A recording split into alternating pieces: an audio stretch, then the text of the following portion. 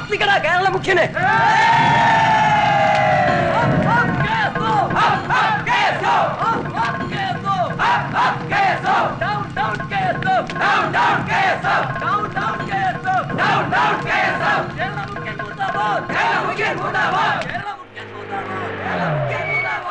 സക്കാവേ, അവിടെ ബഹളം തുടങ്ങി. നമുക്ക് ആളെ ഇറക്കിയാലോ? അതൊന്നും വേണ്ട. ശിവേട്ടാ, കേസക്കാര് സിഎംന്റെ കോലം കത്തിച്ചു. ഞങ്ങൾ എന്താ ചെയ്യേണ്ടത്? നിങ്ങളൊരു പ്രകടനം നടത്തുക. കുട്ടികളോട് ക്ലാസ്സിൽ കയറാൻ പറയണം. കഴിയുന്നത്ര കുട്ടികൾ ക്ലാസ്സിൽ കയറണം. അടി തുടങ്ങിയാൽ നമ്മളായിട്ട് അടി തുടങ്ങരുത്. അഥവാ അടി തുടങ്ങുകയാണെങ്കിൽ ഞങ്ങൾക്ക് വിവരം തരണം. അതെ, കഴിയുന്ന ഒഴിവാക്കാൻ ശ്രമിക്കണം. നിവൃത്തിയില്ലെങ്കിൽ ഞങ്ങൾ എത്തിക്കോളാം. എങ്ങനെയെങ്കിലും സമരം പൊളിക്കണം. അത് മറക്കണ്ട. പോജല്ലേ?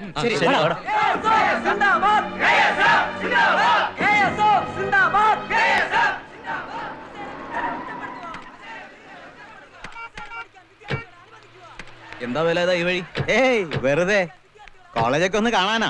എന്താ കുഴപ്പമൊന്നുമില്ലല്ലോ? ഹേയ്, ഒരു കുഴപ്പമില്ല. പക്ഷെ പോകേണ്ടത് കോളേജിലേക്കല്ല, വയോജന വിദ്യാഭ്യാസത്തിന്. ആദ്യം പോയി 4 ലക്ഷം എഴുതാനും വായിക്കാനും പഠിക്കണോ? നിങ്ങളെ ഞങ്ങൾ എടുത്തോളാം.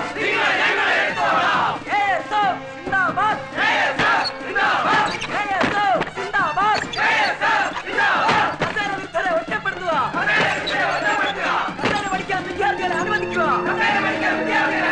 മാന്യതയില്ല എന്ന് പറഞ്ഞ് വിദ്യാർത്ഥികളെ എന്തായി ശിവൻകുട്ടി തീരുമാനം? എന്ത് തീരുമാനം? അല്ല, ഈ അടിയെ കുറിച്ചുള്ള തീരുമാനം. അടിയുടെ മാത്രമല്ല, മറ്റു പലതിനും തീരുമാനമാവും. എനിക്കറിയാം, ഉറപ്പല്ലേ? അതുകൊണ്ടല്ലേ മറ്റ് റിപ്പോർട്ടേഴ്സിനെ അയക്കാതെ ഞാൻ തന്നെ നേരിട്ട് റിപ്പോർട്ട് ചെയ്യാൻ എത്തിയത്. അല്ലെങ്കിലും സംഘർഷഭരിതമായ കലാപഭൂമിയിലേക്ക് നെഞ്ചും പിരിച്ച് എടുത്തു ചേർന്ന സ്വഭാവം ഈ സത്യപാലിന് പണ്ടേ ഉണ്ട്. ഞാൻ വരട്ടെ. പോകാൻ വരട്ടെ. ഈ നെഞ്ചും വിരിച്ചോണ്ടങ്ങോട്ട് ചെന്നാലേ ഇങ്ങനെ തന്നെ തിരിച്ചു വരില്ല. അതുകൊണ്ട് വേഗം സ്ഥലം വിടാൻ നോക്ക. അല്ല ശിവൻകുട്ടി, കണ്ണൂർ എക്സ്പ്രസിനുള്ള വാർത്തയൊക്കെ ഞാൻ തന്നെ കഴിച്ചു വന്നോളാം.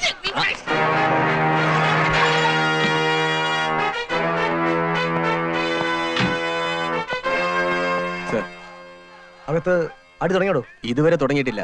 എല്ലാ ചാൻസും ഉണ്ട് സർ. പുറത്ത് കൂടി നിൽക്കുന്നവർ അകത്ത് കിടക്കാൻ ശ്രമിച്ചാൽ അനുവദിക്കരുത്. ഫോഴ്സ് കുറവാണെങ്കിൽ ഒരു മെസ്സേജ് കൊടുത്താൽ മതി സർ. Okay sir.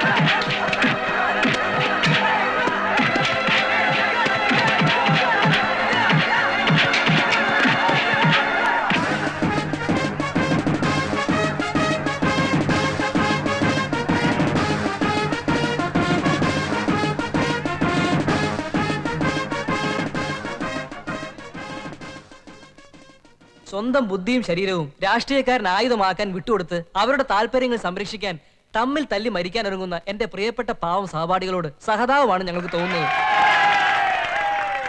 സമരം എന്നാൽ തമ്മിൽ അടിച്ച് മരിക്കുക എന്ന കാടൻ യുദ്ധമല്ല.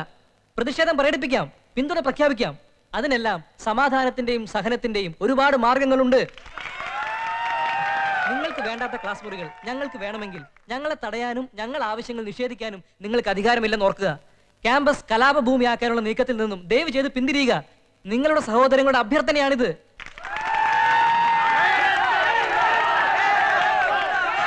ഇനി ഗേറ്റിന് പുറത്ത് കാത്തു നിൽക്കുന്ന രാഷ്ട്രീയക്കാരെയാണ് നമ്മൾ കാണേണ്ടത്. ഇവരുടെ എല്ലാം തലച്ചോറുകൾ നിയന്ത്രിക്കുന്നവരാണല്ലോ. വരൂ.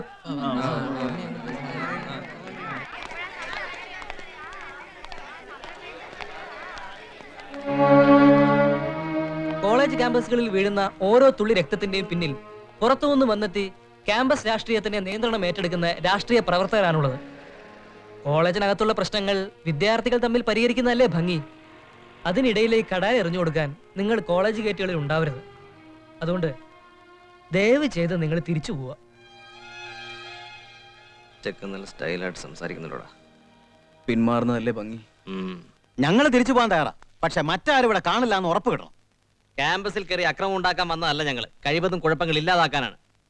ഞങ്ങൾ പോയി കഴിഞ്ഞിട്ടും പ്രശ്നങ്ങൾ സംഭവിക്കുകയാണെങ്കിൽ അതിന്റെ കാരണക്കാർ ഞങ്ങളുടെ കുട്ടികൾ അല്ലെങ്കിൽ കൈകാര്യം ചെയ്യുക പബ്ലിക് റോഡിൽ വെച്ചായിരിക്കും. അതൊന്ന് ഓർമ്മ വെച്ചേക്കാൻ പറഞ്ഞേക്ക്. ഉണ്ണി അവർ പിരിഞ്ഞു പോകാൻ തയ്യാറായ സ്ഥിതിക്ക് നിങ്ങൾ ക്ലാസ്സിലേക്ക് പോകൂ. ശരി പോവാം.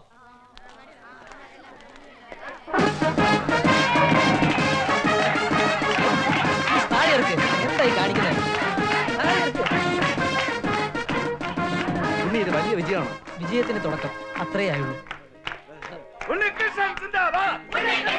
അരുത് അരുത്, നിങ്ങൾ എന്നെ നേതാവാക്കാൻ ശ്രമിക്കരുത്. നേതാക്കന്മാരുടെ യുഗം അവസാനിപ്പിക്കാനുള്ള ശ്രമത്തിലാണ് നമ്മൾ. എല്ലാവരും ക്ലാസ്സിലേക്ക് വരൂ. Come on please, come on.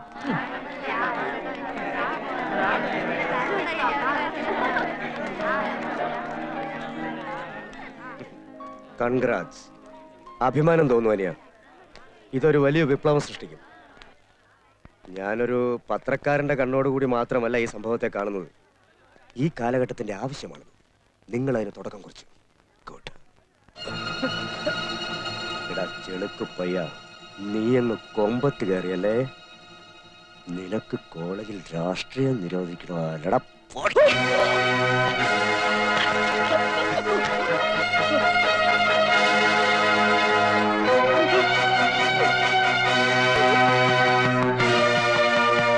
ഉണ്ണിയെ കുത്തി, ഉണ്ണികൃഷ്ണനെ കുത്തി.